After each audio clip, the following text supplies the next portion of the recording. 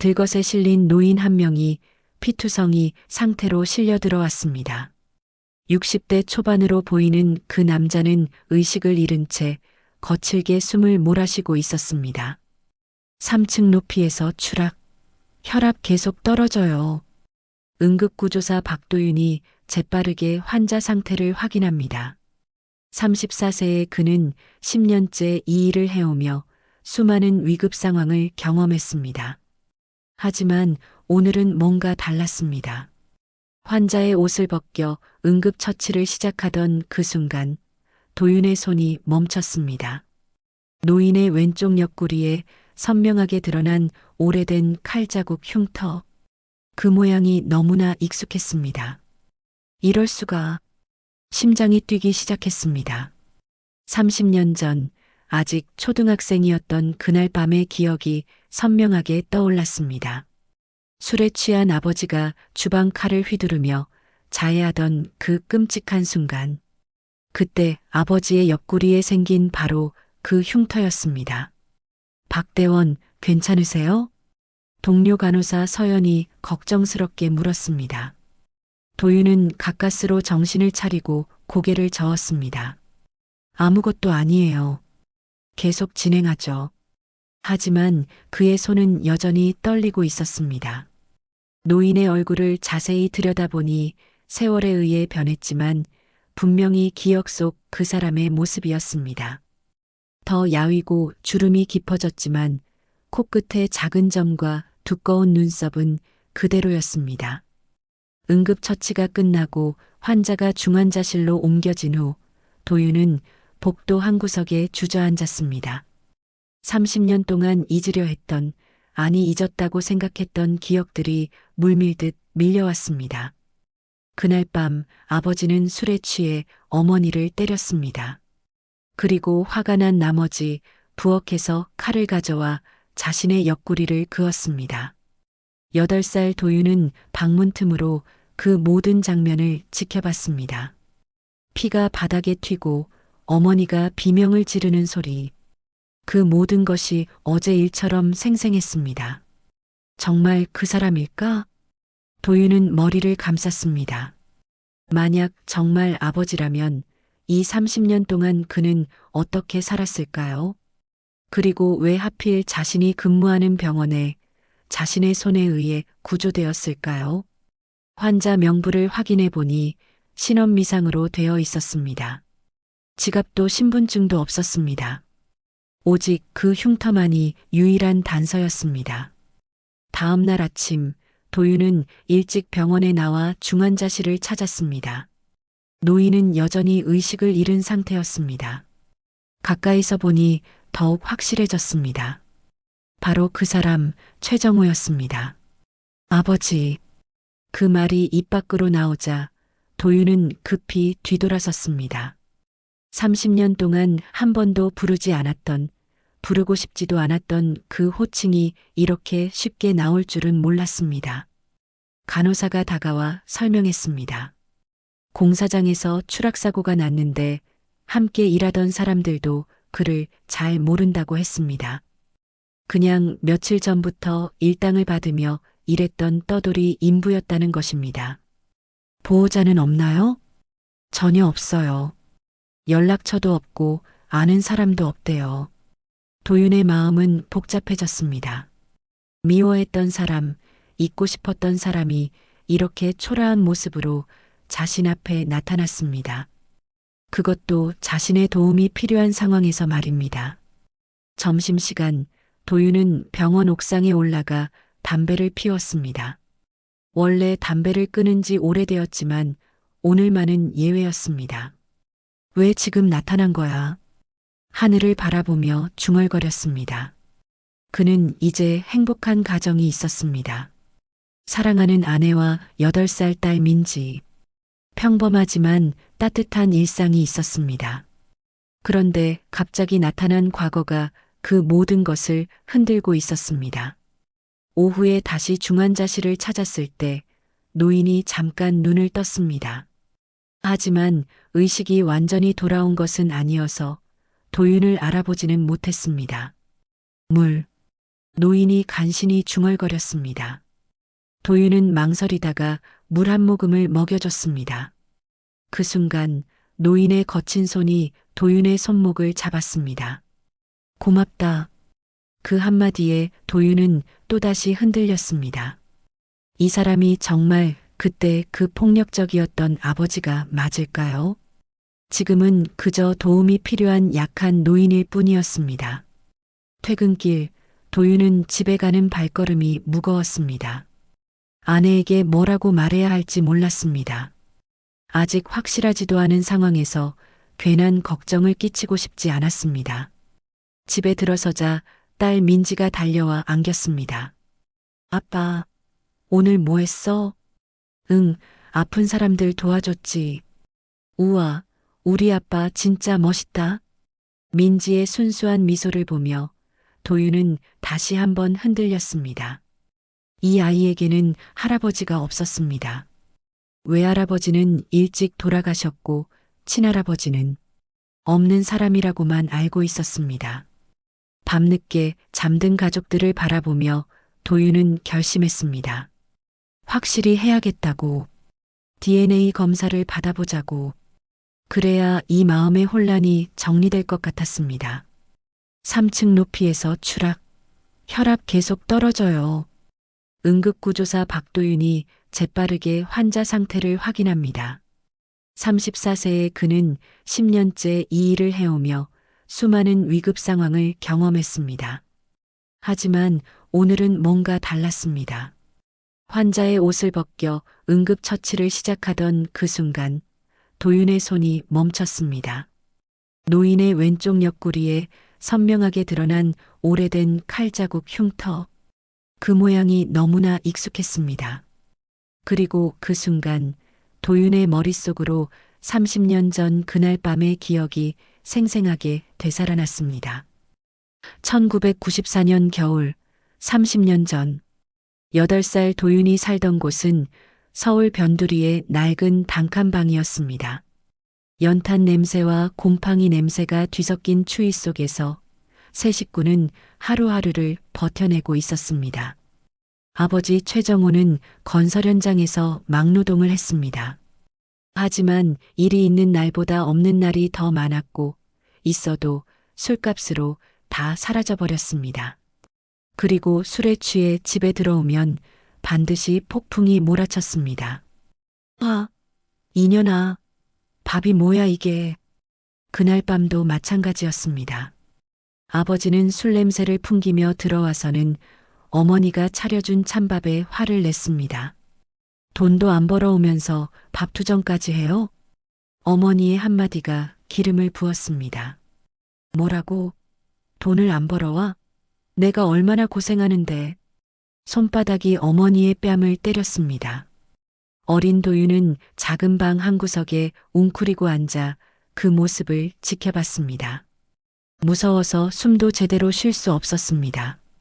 제발, 제발 그만해요. 아이가 보고 있어요. 어머니가 눈물을 흘리며 애원했지만 아버지의 주먹은 계속 날아왔습니다. 어머니가 바닥에 넘어져도 발길질은 멈추지 않았습니다. 도윤은 너무 무서워서 이불 속에 머리를 파묻었습니다. 하지만 어머니의 비명소리와 아버지의 욕설은 계속 들려왔습니다. 죽어버려. 다 죽어버리라고. 그때였습니다. 갑자기 조용해졌습니다. 도윤이 살며시 이불을 걷어내고 보니 아버지가 부엌으로 향하고 있었습니다. 그리고 손에는 식칼이 들려 있었습니다. 여보, 안 돼요. 어머니가 비명을 질렀지만 아버지는 이미 이성을 잃은 상태였습니다. 다 끝내버리겠어. 다 끝내. 그 순간 아버지는 칼을 자신의 옆구리에 그었습니다. 깊게 무섭게 그었습니다. 아! 아버지의 비명과 함께 피가 바닥에 튀었습니다. 어머니는 울면서 상처 부위를 막으려고 했고 도윤은 그 모든 광경을 문틈으로 지켜봤습니다. 빨간 피가 방바닥에 고이고 아버지는 술에 취해 중얼거렸습니다. 이 집안은 저주받았어. 다 망해버려. 그날 밤 구급차가 와서 아버지를 데려갔습니다. 하지만 며칠 후 돌아온 아버지는 더 심해져 있었습니다. 옆구리에는 큰 흉터가 남았고 그 흉터를 볼 때마다 그날 밤의 공포를 되새김질했습니다. 마이너스 마이너스 마이너스. 그로부터 몇 달 후 폭력은 더욱 심해졌습니다. 이제는 도윤도 맞았습니다. 이놈이 나를 째려보네? 아니에요. 아버지, 안 그랬어요. 하지만 아버지의 주먹은 8살 아이를 가리지 않았습니다. 도윤은 벽에 부딪혀 쓰러졌고 어머니는 아이를 감싸며 대신 맞았습니다. 제발, 아이만은. 그러던 어느 날 새벽 어머니가 도윤을 깨웠습니다. 도윤아, 엄마랑 잠깐 나가자. 어디 가요? 응, 좋은 곳에 가는 거야. 아빠가 없는 곳에. 하지만 어머니가 데려간 곳은 고아원이었습니다. 여기서 잠깐만 있어. 엄마가 좋은 집 구하면 다시 데리러 올게. 엄마 싫어. 같이 가요. 도윤은 울면서 어머니의 치마를 붙잡았습니다. 하지만 어머니는 눈물을 흘리며 도윤의 손을 떼어냈습니다. 미안해. 엄마가 정말 미안해. 그것이 어머니와의 마지막 만남이었습니다. 현재 응급실로. 박대원, 괜찮으세요? 동료 간호사 서연의 목소리에 도윤은 정신을 차렸습니다. 그는 여전히 노인의 흉터를 바라보고 있었습니다. 30년이 지났지만 그 모양, 그 위치가 정확히 일치했습니다. 아무것도 아니에요. 계속 진행하죠. 하지만 그의 목소리는 떨리고 있었습니다. 손도 마찬가지였습니다. 노인의 얼굴을 자세히 들여다보니 확신이 서기 시작했습니다. 세월에 의해 많이 변했지만 그 굵은 눈썹과 코끝의 작은 점은 기억 속 그대로였습니다. 응급처치가 끝나고 환자가 중환자실로 옮겨진 후 도윤은 복도 구석에 주저앉았습니다. 최정호, 정말 당신인가요? 30년 동안 단 한 번도 부르고 싶지 않았던 이름을 중얼거렸습니다. 그리고 그날 밤의 기억들이 쏟아져 내렸습니다. 고아원에서의 외로운 밤들, 친구들이 부모님 이야기를 할 때의 서러움, 가족이라는 단어를 들을 때마다 느꼈던 공허함. 모든 것이 바로 이 사람 때문이었습니다. 왜 지금 나타난 거야? 도윤은 주먹을 꽉 쥐었습니다. 분노가 치밀어 올랐습니다. 하지만 동시에 무력감도 느꼈습니다. 이 사람은 이제 자신의 도움이 없으면 죽을 수도 있는 상황이었습니다. 환자 명부를 확인해 보니 신원미상으로 되어 있었습니다. 지갑도 신분증도 연락할 사람도 없는 완전한 무연고자였습니다. 30년 동안 대체 어떻게 살았던 거지? 궁금하면서도 알고 싶지 않았습니다. 하지만 그 흉터만은 거짓말을 하지 않았습니다. 어린 시절의 악몽이 현실이 되어 나타난 것입니다. 퇴근 시간이 되어서도 도윤은 쉽게 집으로 향할 수 없었습니다. 어떻게 아내에게 말해야 할지, 아직 어린 딸에게는 뭐라고 설명해야 할지 막막했습니다. 마침내 집 앞에 도착했을 때 현관문 너머로 들려오는 딸의 웃음소리가 도윤의 마음을 더욱 복잡하게 만들었습니다. 이 평화로운 일상 속으로 과거의 악몽을 끌어들이고 싶지 않았습니다. 하지만 그 흉터는 분명했습니다. 그리고 도윤은 알고 있었습니다. 이제 더 이상 도망칠 수 없다는 것을. 30년간 엇갈린 삶, 운명의 재회. 집 현관문을 열자 8살 딸 민지가 달려와 안겼습니다. 아빠, 늦었다. 엄마랑 치킨 시켜 먹으면서 기다렸어. 평소 같았으면 딸을 번쩍 안아 올렸을 텐데 오늘은 그럴 수가 없었습니다. 도윤의 마음은 여전히 30년 전 그 단칸방에 머물러 있었습니다. 아빠 왜 그래? 아파? 민지가 걱정스럽게 물었습니다. 아내 수연도 부엌에서 나와 도윤의 표정을 살폈습니다. 여보, 무슨 일 있었어? 얼굴이 안 좋아. 아니야. 그냥 힘든 환자가 있어서. 도윤은 겨우 미소를 지으며 거짓말을 했습니다. 아직은 말할 때가 아니었습니다. 확실하지도 않은 상황에서 가족들을 불안하게 만들고 싶지 않았습니다. 하지만 그날 밤 잠자리에 들어서도 도윤은 잠을 이룰 수 없었습니다. 머릿속으로는 계속해서 의문이 꼬리를 물었습니다. 30년 동안 그 사람은 어떻게 살았을까? 왜 이렇게 초라한 모습이 되었을까? 그 시절, 최정호의 삶. 1995년 봄, 아들과 아내를 잃은 최정호는 술에 더 깊이 빠져들었습니다. 아들이 고아원에 보내진 것도, 아내가 떠난 것도 모두 자신 때문이라는 걸 알고 있었습니다. 내가 다 망쳤어. 하지만 후회는 늘 술이 깨고 난 뒤에만 찾아왔습니다. 술에 취해 있을 때는 모든 것이 다른 사람 탓이었습니다. 일자리도 잃었습니다. 술 냄새를 풍기며 나타나는 일꾼을 반겨주는 곳은 없었습니다. 집세도 밀렸고 결국 쪽방촌으로 밀려났습니다. 그러다가 어느 날 우연히 아들이 있는 고아원 앞을 지나게 되었습니다. 운동장에서 뛰어노는 아이들 사이에서 도윤을 발견했습니다. 도윤아, 가까이 가고 싶었습니다. 미안하다고, 아빠가 잘못했다고 말하고 싶었습니다. 하지만 발이 떨어지지 않았습니다. 술에 취한 자신의 모습을 아들에게 보여줄 수는 없었습니다. 그날부터 최정호는 종종 고아원 앞을 서성거렸습니다. 멀리서나마 아들의 모습을 보려고 했습니다. 하지만 다가갈 용기는 없었습니다. 몇 년 후 최정호는 이름을 바꾸고 떠돌이 생활을 시작했습니다. 건설 현장을 전전하며 막노동을 했습니다. 오늘 일하고 내일은 다른 곳으로 떠나는 뿌리 없는 삶이었습니다. 가족? 그런 거 없어요. 그냥 혼자 살아요. 사람들이 물어봐도 항상 같은 대답이었습니다. 가족이 있다고 말하기에는 너무 부끄러웠고 없다고 말하기에는 너무 아팠습니다.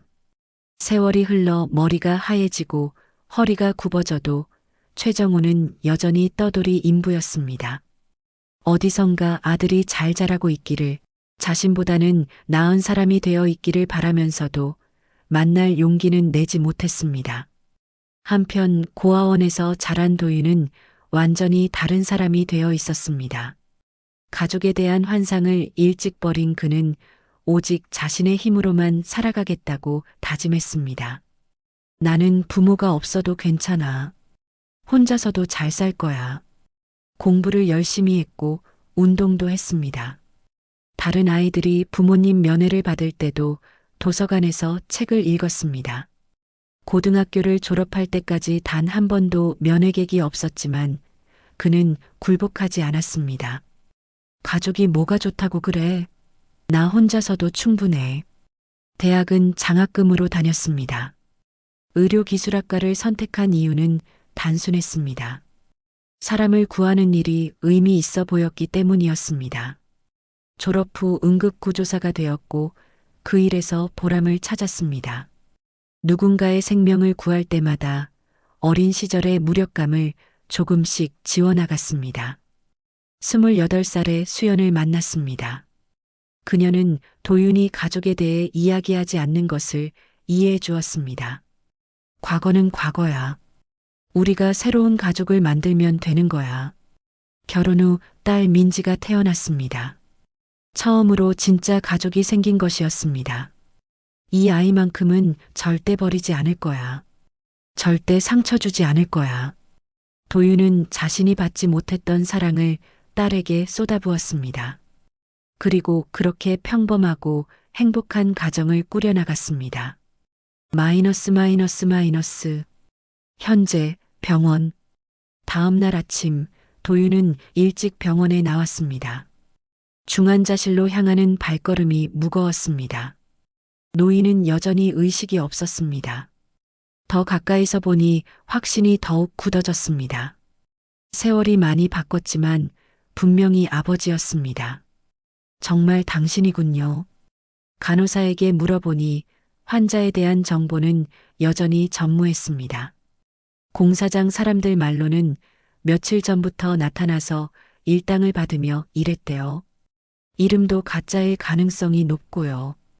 요즘 그런 떠돌이 인부들이 많거든요. 가족이나 지인은요? 아무도 없어요. 완전한 무용고자예요. 도윤의 마음은 복잡해졌습니다. 미워했던 사람이 이렇게 초라한 모습으로 혼자 살아왔다는 사실이 씁쓸했습니다. 점심시간 도윤은 병원 친구인 김 과장을 찾았습니다. 그는 유전자 검사를 담당하는 의사였습니다. 갑자기 웬 DNA 검사? 개인적인 일이에요. 부탁 하나만 들어주세요. 뭔가 복잡한 사연이 있는 것 같은데. 알았어. 도와줄게. 도윤은 몰래 노인의 혈액 샘플을 채취했습니다. 자신의 타액 샘플과 함께 김 과장에게 넘겼습니다. 결과 나오는데 며칠 걸려? 이틀 정도면 될 거야. 그런데 정말 괜찮아? 표정이 너무 안 좋아. 괜찮아요. 그냥 확인하고 싶은 게 있어서. 그날 밤에도 도윤은 잠을 이루지 못했습니다. 만약 정말 아버지라면 어떻게 해야 할까? 그리고 만약 아니라면 이 모든 감정은 뭐가 될까? 옆에서 잠든 딸 민지를 바라보며 도윤은 생각했습니다. 이 아이에게는 할아버지가 없어. 만약 정말 아버지라면. 그래도 여전히 없는 게 나을까? 이틀 후 결과의 날. 김 과장에게서 연락이 왔습니다. 도윤아, 결과 나왔어. 병원으로 와. 도윤은 심장이 터질 것 같은 기분으로 병원으로 향했습니다. 모든 것이 확실해지는 순간이었습니다. 김 과장의 사무실에 들어서자 그의 표정이 심각했습니다. 앉아. 이거 진짜 내 아버지야? 왜요? 결과가 어떻게 나왔는데요? 김 과장은 서류를 도윤에게 건네며 말했습니다. 친자 확률 99.9%야. 의심의 여지가 없어. 그 순간 도윤은 복도에 주저앉았습니다. 추측과 확신은 다른 것이었습니다. 과학적으로 증명된 진실 앞에서 그는 완전히 무너져 내렸습니다.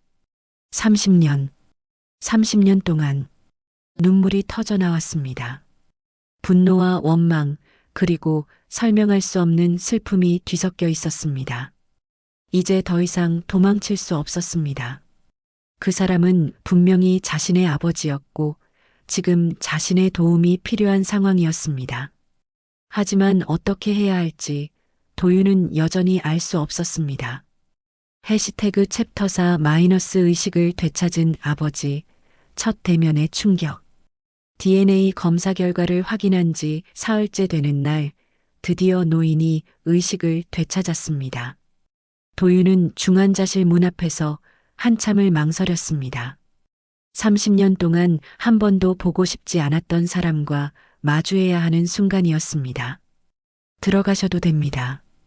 의식이 완전히 돌아왔어요. 간호사의 말에 도윤은 깊은 숨을 들이쉬고 병실로 들어갔습니다. 침대에 누워있던 노인이 고개를 돌려 도윤을 바라봤습니다. 그 순간 시간이 멈춘 것 같았습니다. 고맙습니다. 노인이 힘없는 목소리로 말했습니다. 아직 도윤을 알아보지는 못하는 듯 했습니다. 괜찮으시면 몇 가지 물어볼 게 있습니다. 도윤의 목소리도 떨리고 있었습니다. 가까이서 보니 더욱 확실했습니다. 주름이 깊어지고 머리가 하얘졌지만 분명히 기억 속 그 사람이었습니다. 성함이 어떻게 되시죠? 최기범입니다. 거짓 이름이었습니다. 하지만 도윤은 이미 알고 있었습니다. 진짜 이름은 최정호라는 것을. 가족이나 연락할 분은 계시나요? 그 질문에 노인의 얼굴이 어두워졌습니다. 없습니다. 아무도 없어요. 정말 아무도요? 자녀는요? 노인이 갑자기 눈물을 글썽였습니다. 자식? 자식은 있었는데 제가 다 잃어버렸습니다. 그 말에 도윤의 가슴이 쪼여들었습니다. 분노가 치밀어 올랐습니다. 어떻게 잃어버렸는데요? 제가 술을 너무 많이 마셨어요. 화를 너무 많이 냈고 손도 올렸습니다. 노인이 떨리는 목소리로 고백했습니다. 그래서 아내가 아들을 데리고 떠났어요. 당연한 일이었죠. 저 같은 아버지라면 없는 게 나으니까. 도윤은 주먹을 꽉 쥐었습니다. 지금 당장이라도 소리치고 싶었습니다. 당신이 버린 그 아들이 바로 나야. 라고. 하지만 말이 나오지 않았습니다. 후회하세요? 매일, 매일 후회합니다. 아들 얼굴이라도 한 번 더 보고 싶었는데 노인이 눈물을 흘리기 시작했습니다. 미안하다고, 아빠가 잘못했다고 말하고 싶었는데 이제는 어디 있는지도 모르겠어요. 그 순간 도윤의 눈에서도 눈물이 흘러내렸습니다. 분노와 원망, 그리고 설명할 수 없는 슬픔이 뒤섞여 있었습니다. 그 아들, 이름이 뭐였죠? 도윤이, 박도윤이었습니다. 제 성을 따라 최도윤이었는데 아마 어머니 성으로 바뀌었을 거예요. 도윤은 더 이상 참을 수 없었습니다. 왜? 네. 왜 그때 그랬습니까? 왜 그렇게 화를 냈습니까? 왜 우리를 버렸습니까? 도윤의 목소리가 떨렸습니다. 노인이 이상하게 여기며 그를 바라봤습니다. 저를 아시나요? 도윤은 잠시 망설이다가 말했습니다. 저는 박도윤입니다. 그 순간 노인의 얼굴이 창백해졌습니다. 믿을 수 없다는 표정으로 도윤을 바라봤습니다. 설마 당신이, 네, 당신이 버린 그 아들입니다. 노인이 침대에서 일어나려고 했지만 몸이 따라주지 않았습니다. 그는 그저 떨리는 손으로 도윤을 바라볼 뿐이었습니다. 도윤아, 정말 도윤이냐? 40년 전 일이에요. 당신이 술에 취해 칼로 자신의 옆구리를 그었던 날, 저는 문틈으로 그걸 다 봤어요. 도윤이 차가운 목소리로 말했습니다. 그 흉터가 아직도 남아있더군요. 그래서 알았습니다. 노인은 완전히 무너져 내렸습니다. 소리내어 울기 시작했습니다. 미안하다, 도윤아. 아빠가 정말 잘못했다. 하지만 도윤은 차갑게 말했습니다. 이제 와서 미안하다고 하면 뭐가 바뀝니까? 저는 30년 동안 당신 없이도 잘 살았어요. 도윤아, 제발. 한 번만 기회는 진작에 다 써버렸잖아요. 도윤이 돌아서려는 순간 노인이 간절히 외쳤습니다. 내가 응급구조사가 되었구나. 사람을 구하는 일을. 그 말에 도윤의 발걸음이 멈췄습니다. 자랑스럽다. 정말 자랑스럽다, 아들아. 도윤은 뒤돌아보지 않고 병실을 나갔습니다. 복도에서 한참을 울었습니다. 30년 동안 참아왔던 모든 감정이 터져나왔습니다. 그날 밤 도윤은 집에 돌아와서도 아무 말을 할 수 없었습니다. 아내 수연이 걱정스럽게 물었지만 그는 그저 괜찮다고만 답했습니다. 하지만 딸 민지가 무릎에 앉아 안기자 도윤의 마음은 더욱 복잡해졌습니다. 아빠, 나는 할아버지가 없어서 슬퍼. 왜 갑자기 그런 말을 하니? 친구들은 다 할아버지가 있는데 나만 없어. 할아버지가 있으면 좋겠어. 민지의 천진난만한 말에 도윤은 할 말을 잃었습니다.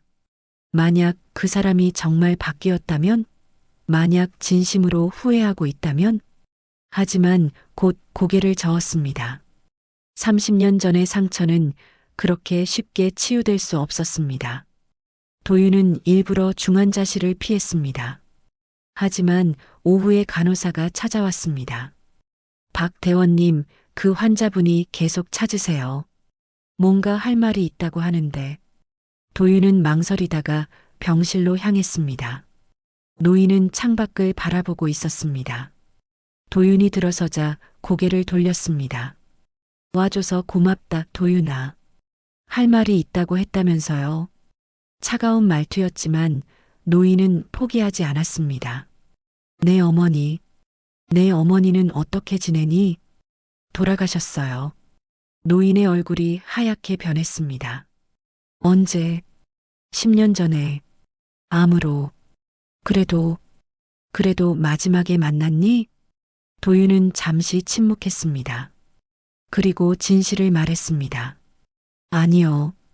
저를 고아원에 맡긴 후로 한 번도 보지 못했어요. 노인이 머리를 감쌌습니다. 내가 다 망쳤구나. 맞아요. 당신이 다 망쳤어요. 도윤의 목소리에 분노가 서렸습니다. 저는 고아원에서 자랐어요. 다른 아이들이 부모님 면회를 받을 때 저는 혼자 책을 읽었어요. 졸업식 때도 성인식 때도 결혼식 때도 부모라는 사람들은 없었어요. 노인이 눈물을 흘리기 시작했습니다. 미안하다. 정말 미안하다. 미안하다고 해서 뭐가 바뀌나요? 제가 받지 못한 사랑이 돌아오나요? 외로웠던 밤들이 없어지나요? 도윤아, 저는 당신을 원망하며 살았어요. 왜 나를 버렸을까? 왜 사랑해주지 않았을까 하면서 도윤의 눈에서도 눈물이 흘러내렸습니다. 하지만 이제는 괜찮아요. 저는 제 가족이 있으니까. 사랑하는 아내와 딸이 있어요. 당신 같은 아버지가 되지 않겠다고 다짐하고 살고 있어요. 그 말에 노인이 더욱 크게 울었습니다. 제발 한 번만 기회를 줘라.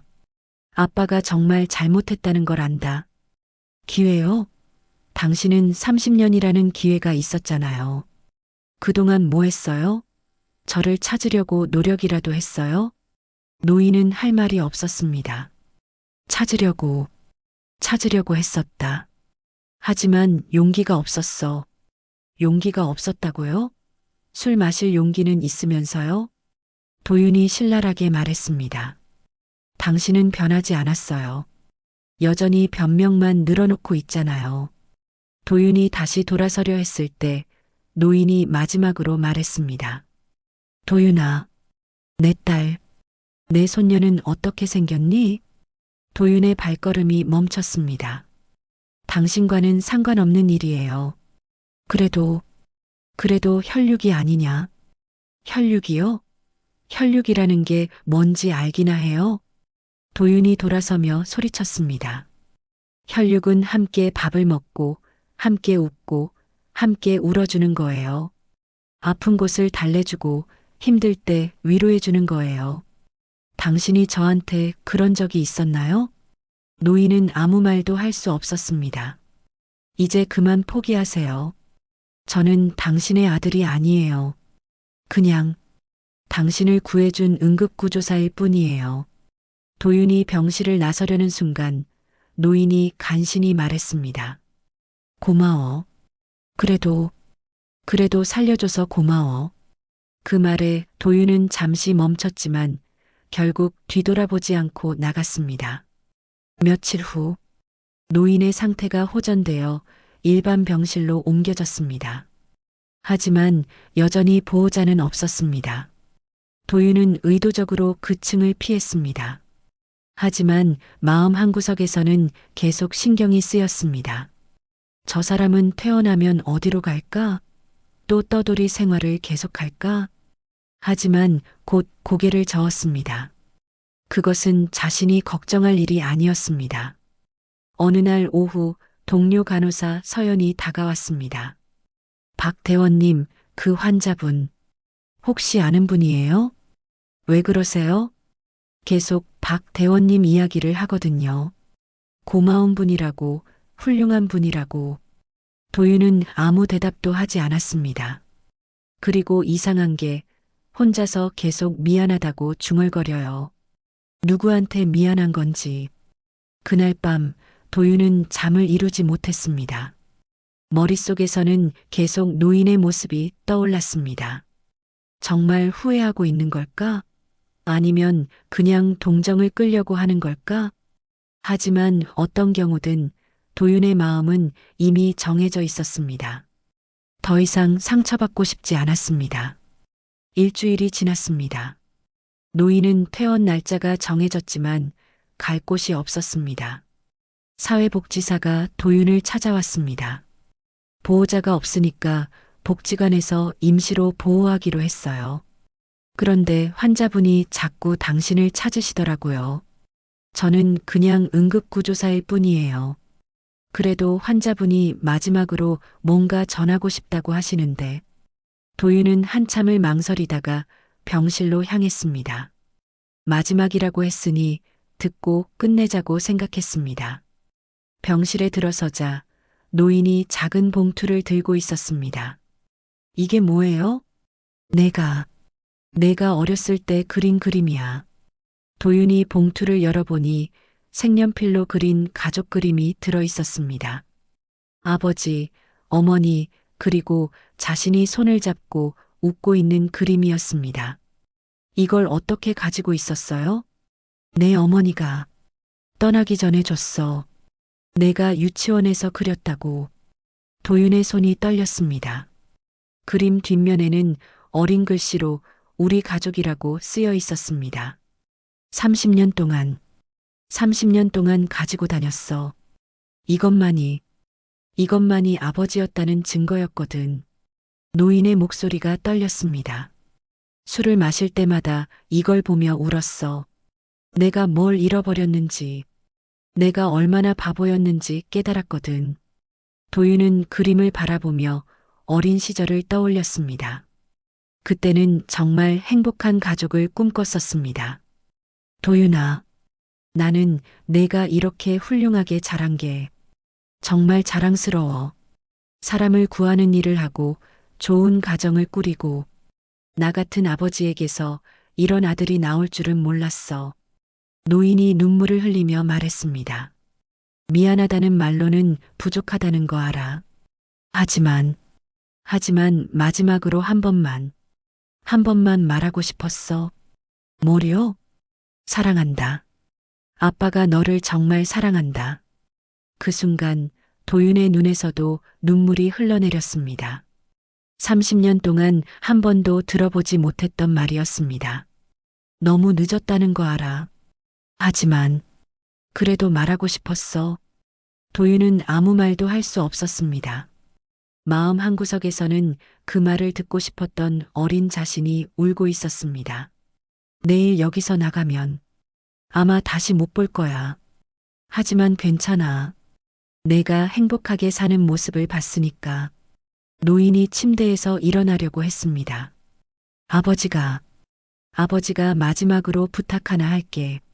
내 손녀, 사진이라도 한번 볼 수 있을까? 도윤은 망설이다가 핸드폰을 꺼냈습니다. 민지가 웃고 있는 사진을 보여주었습니다. 이쁘다. 정말 이쁘다. 너를 닮았구나. 노인이 사진을 오랫동안 바라봤습니다. 이 아이만큼은 행복하게 키워줘. 아빠처럼 되지 말고.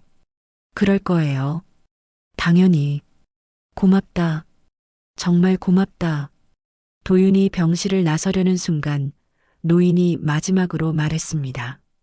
도윤아, 아빠 용서 못해도 괜찮아. 하지만 행복해라. 그것만이 아빠의 소원이야. 도윤은 어린 시절 그림을 가지고 집에 돌아왔습니다. 아내 수연이 그것을 보고 물었습니다. 이게 뭐야? 당신이 어렸을 때 그린 거야? 응. 도윤은 더 이상 숨길 수 없었습니다. 그동안 있었던 일을 모두 털어놓았습니다. 수연은 놀라면서도 이해한다는 표정을 지었습니다. 힘들었겠다. 그래서 요즘 이상했구나. 미안해. 말 안 하고. 괜찮아.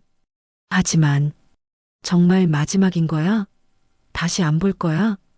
도윤은 대답하지 못했습니다. 솔직히 확신이 서지 않았습니다. 그때 민지가 그림을 보며 말했습니다. 아빠, 이 그림 예뻐. 누가 그렸어? 아빠가. 아빠가 어렸을 때 그렸어. 와, 아빠도 나처럼 그림 잘 그렸네. 이 사람은 누구야? 민지가 그림 속 아버지를 가리켰습니다. 그건 할아버지야. 정말? 우리 할아버지? 도윤은 할 말을 잃었습니다. 민지가 계속 물었습니다. 할아버지는 어디 계셔? 왜 안 와? 그 순간 도윤은 자신의 어린 시절을 떠올렸습니다. 할아버지가 그리웠던 그 마음을. 할아버지는 멀리 계셔. 언제 와? 보고 싶어. 도윤의 마음이 흔들리기 시작했습니다. 손녀와 할아버지, 기적 같은 만남. 다음 날은 노인의 퇴원일이었습니다. 도윤은 일부러 그 시간을 피해 근무 스케줄을 조정했습니다. 하지만 오후에 딸 민지를 데리러 어린이집에 갔을 때 민지가 갑자기 말했습니다. 아빠, 할아버지 보러 가자. 민지야, 할아버지는 멀리 계신다고 했잖아. 하지만 아빠가 어제 울었잖아.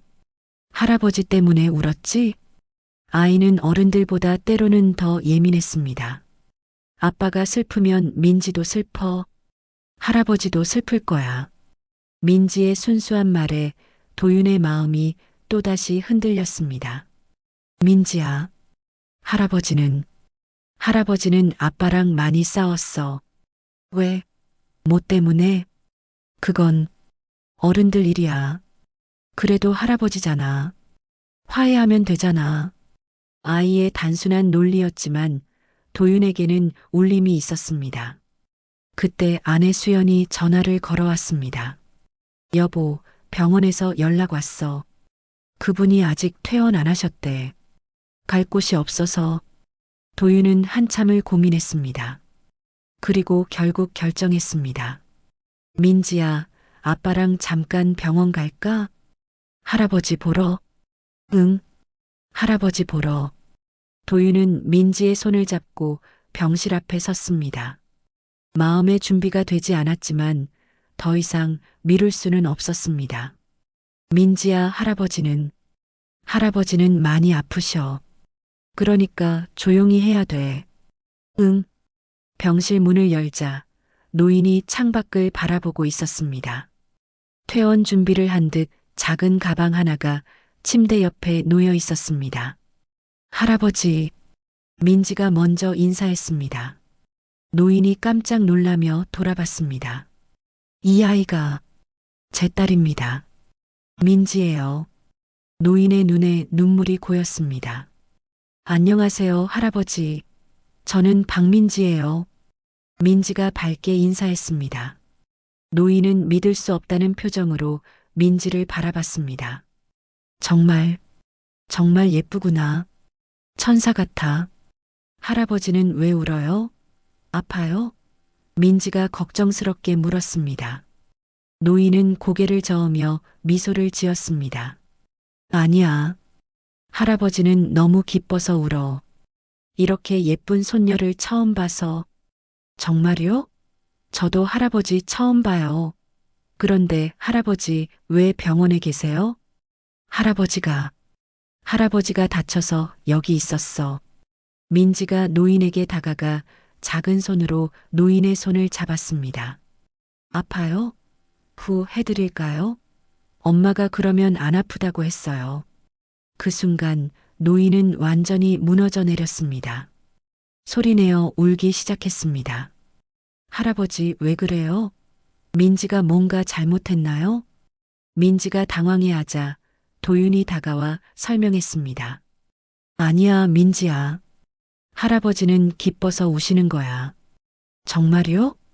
노인이 떨리는 목소리로 말했습니다. 응. 할아버지는 정말 기뻐. 이런 예쁜 손녀가 있다는 게. 민지가 노인의 무릎에 앉으려고 하자 도윤이 말렸습니다.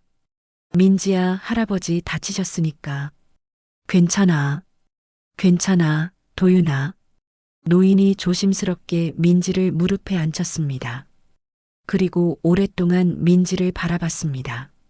할아버지, 저희 집에 오세요. 민지가 갑자기 말했습니다. 도윤이 깜짝 놀랐습니다.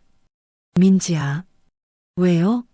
할아버지 혼자 계시면 외로울 거 아니에요. 우리랑 같이 살아요. 노인이 고개를 저었습니다. 고마워, 민지야. 하지만 할아버지는 그럴 수 없어. 왜요? 할아버지가 나쁜 일을 많이 했거든. 민지가 고개를 갸웃거렸습니다. 나쁜 일이요? 뭐요?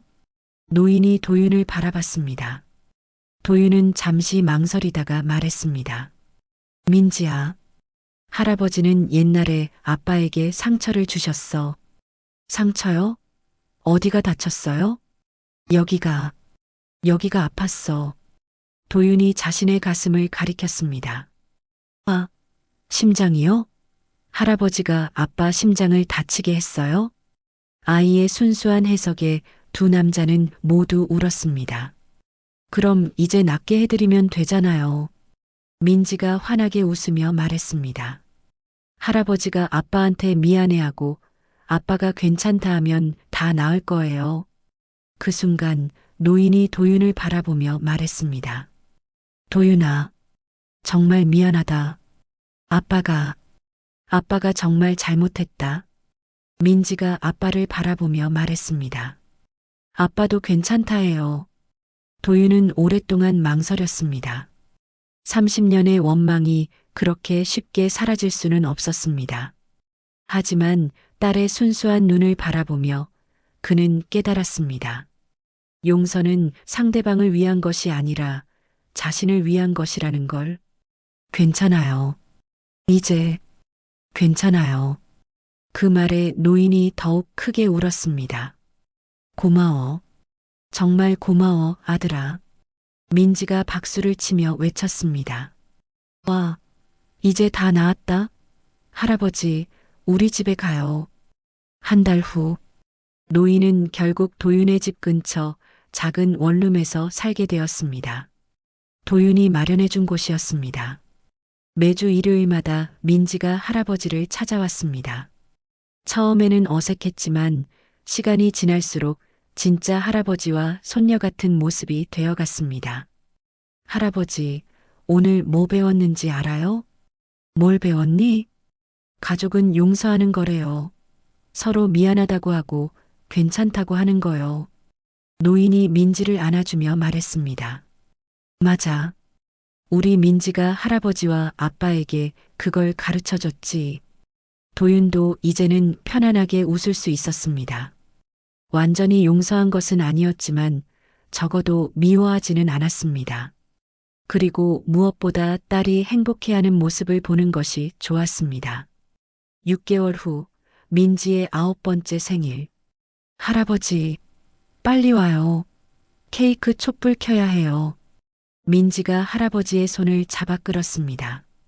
최정호는 이제 많이 건강해진 모습이었습니다. 규칙적인 생활과 손녀의 사랑 덕분이었습니다. 거실에는 온 가족이 모여 있었습니다. 도윤과 수연, 그리고 민지와 할아버지. 작지만 따뜻한 가족이었습니다. 자, 민지야, 소원 빌어. 9개의 촛불이 켜진 케이크 앞에서 민지가 눈을 감았습니다. 뭘 빌었어? 비밀이에요. 하지만 민지가 할아버지를 바라보며 말했습니다. 할아버지랑 아빠랑 엄마랑 민지가 오래오래 행복하게 사는 거예요. 최정호의 눈에 또다시 눈물이 맺혔습니다. 이제는 기쁨의 눈물이었습니다. 할아버지는 이미 그 소원이 이루어졌단다. 정말요? 응. 너희들과 함께 있는 지금이 할아버지 인생에서 가장 행복한 시간이야. 민지가 잠든 후 도윤이 아버지를 집까지 데려다 주었습니다. 도윤아, 잠깐 앉아라. 작은 원룸이었지만 이제는 정말 집 같은 느낌이 났습니다. 민지가 그려준 그림들이 벽에 붙어 있고 가족 사진이 탁자 위에 놓여 있었습니다. 아빠가 너한테 줄 게 있어. 최정우가 서랍에서 두꺼운 봉투를 꺼냈습니다. 이게 뭐예요? 지난 30년 동안 내가 없는 동안 모은 돈이야. 봉투를 열어보니 적지 않은 돈이 들어 있었습니다. 왜 이걸? 너를 찾으면 언젠가 만나면 주려고 모았어. 민지 교육비로 써라. 도윤은 봉투를 다시 아버지에게 건네며 말했습니다. 아버지가 쓰세요. 이제는 아버지도 편하게 사셔야죠. 고맙다. 정말 고맙다, 아들아. 두 사람은 오랫동안 말없이 앉아 있었습니다. 30년의 공백을 메우기에는 시간이 더 필요했지만 적어도 시작은 했습니다. 아빠, 응? 제가 정말 힘들 때가 있었어요. 왜 나만 부모가 없을까? 왜 나만 혼자일까 하면서 미안하다. 하지만 지금 생각해보니 그 시간들이 저를 더 강하게 만들어준 것 같아요. 그리고 진짜 가족이 뭔지 알게 해줬고요. 도윤이 아버지를 바라보며 말했습니다. 가족은 피로만 이어지는 게 아니라 서로를 이해하고 용서하며 만들어가는 거라는 거요. 최정우가 고개를 끄덕였습니다. 내가 나보다 훨씬 큰 사람이 되었구나. 아버지 덕분이에요. 아버지 같은 사람이 되지 말자고 다짐하면서 살았으니까. 쓰디쓴 농담이었지만 두 사람 모두 웃었습니다. 할아버지, 전화 와요. 무대 위에 선 민지가 손을 흔들었습니다. 관객석에는 도윤, 수연, 그리고 최정우가 앉아 있었습니다. 민지는 우리 가족이라는 제목의 발표를 시작했습니다. 저희 가족은 아빠, 엄마, 그리고 할아버지가 계세요. 할아버지는 아빠의 아빠예요. 다른 가족들과 별다를 것 없는 평범한 이야기였지만 도윤에게는 기적 같은 일이었습니다. 할아버지는 옛날에 아빠랑 헤어져서 살았어요. 하지만 다시 만났어요. 그리고 저희 가족이 되었어요. 민지가 환하게 웃으며 말했습니다. 가족은 서로 사랑하고 용서하고 함께 사는 거예요. 박수가 터져 나왔습니다. 최정우는 눈물을 흘리며 박수를 쳤습니다. 발표가 끝난 후 민지가 달려와 할아버지에게 안겼습니다. 할아버지, 잘했어요? 최고였어. 우리 민지가. 할아버지도 이제 진짜 우리 가족이죠? 응, 진짜 가족이야. 그날 밤 도윤은 옛날 가족 그림을 다시 꺼내봤습니다. 어린 시절에 그렸던 그 그림. 아버지, 어머니, 그리고 자신이 손을 잡고 웃고 있는 그림. 어머니는 이미 이 세상에 없지만 적어도 아버지와는 다시 만났습니다. 그리고 새로운 가족 그림을 그릴 수 있게 되었습니다. 민지가 새로 그린 가족 그림에는 아빠, 엄마, 민지, 그리고 할아버지가 모두 웃고 있었습니다. 아빠, 이 그림 어때요? 완벽해, 민지야. 정말 완벽해. 그렇습니다. 이제야 진짜 완벽한 가족이 되었습니다. 3년 후. 응급실에서 새로운 환자가 들어왔습니다. 도윤은 이제 팀장이 되어 후배들을 지도하고 있었습니다. 생명을 구하는 일에는 차별이 없어요. 가족이든 남이든 모든 사람이 소중한 존재니까. 그날 오후 퇴근한 도윤은 아버지의 집에 들렀습니다. 아빠, 오늘 컨디션은 어때요? 좋아. 민지 덕분에 매일 웃고 살잖아. 최정우는 이제 완전히 다른 사람이 되어 있었습니다. 술을 끊었고 규칙적인 생활을 했습니다. 그리고 무엇보다 손녀를 위해 건강을 챙겼습니다. 아빠, 응? 사랑해요. 생전 처음 하는 말이었습니다. 최정우의 눈에 눈물이 맺혔습니다. 나도 사랑한다, 아들아. 집으로 돌아가는 길에 도윤은 생각했습니다. 용서는 상대방을 위한 게 아니라 나를 위한 거였구나. 그리고 진짜 가족은 피보다 더 강한 사랑으로 만들어지는 거구나. 그날 밤 온 가족이 모여 저녁을 먹었습니다. 할아버지가 민지에게 옛날 이야기를 들려주고 도윤과 수연이 웃으며 그 모습을 지켜봤습니다. 평범하지만 소중한 기적 같은 일상이었습니다. 흉터는 평생 남습니다. 하지만 그 흉터 위에 새롭게 쌓인 사랑은 상처보다 더 깊고 강하게 우리를 연결해 줍니다. 가족이란 결국 서로를 용서하고 끌어안으며 만들어가는 것 아닐까요? 여러분의 가족은 어떤 모습인가요? 그리고 용서하지 못하고 있는 사람이 있다면 한번 다시 생각해 보시기 바랍니다. 때로는 용서가 가장 큰 선물이 될 수도 있으니까요.